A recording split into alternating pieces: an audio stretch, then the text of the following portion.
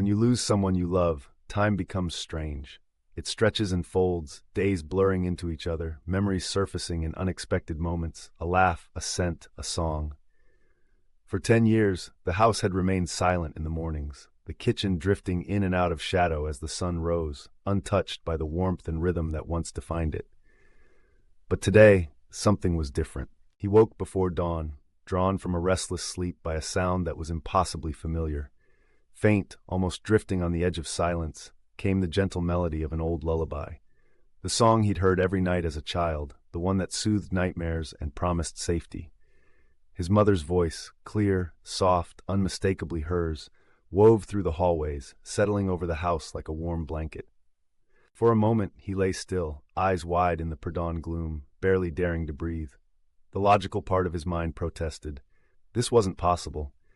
His mother had passed away a decade ago, her absence a wound that never truly healed. But the song persisted, sweet and unwavering, filling the quiet spaces with memories. Unable to resist, he rose and moved quietly, heart pounding with a strange mix of fear and longing.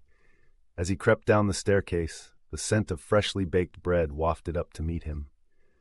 The smell was precise, the same yeast and flour, the faint touch of honey she always added.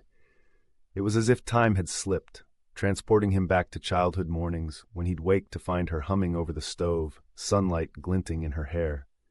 He paused in the doorway, steeling himself. The kitchen glowed softly, bathed in golden light. The stove was on, a pot gently simmering. The counters were dusted with flour and a loaf waited on a cooling rack. It was all so impossibly real. The song, the smells, the warmth, they pressed in on him, overwhelming in their familiarity. But the room was empty.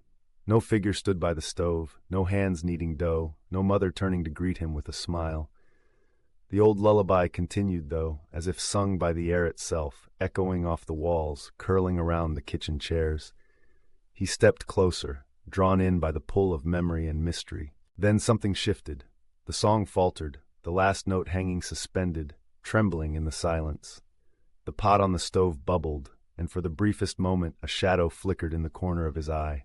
He turned, expecting to see her, expecting to find the past made tangible. But there was only the empty chair, the faded apron hanging on its hook, the soft hush of the house settling. Yet he didn't feel alone. The air was thick with presence, the kitchen alive with echoes of laughter and whispered stories. He reached out and picked up the loaf, still warm, the crust crackling beneath his fingers. He broke off a piece and tasted it. The flavor was perfect, exactly as he remembered. Tears pricked his eyes and a smile tugged at his lips. He understood then. Sometimes love lingers in the places we shared, in the rituals that shaped our lives. Sometimes the veil between memory and reality thins, and for a moment the lost return, not in form, but in song, in scent, in warmth. The lullaby was a gift, a reminder, a promise that he was never truly alone.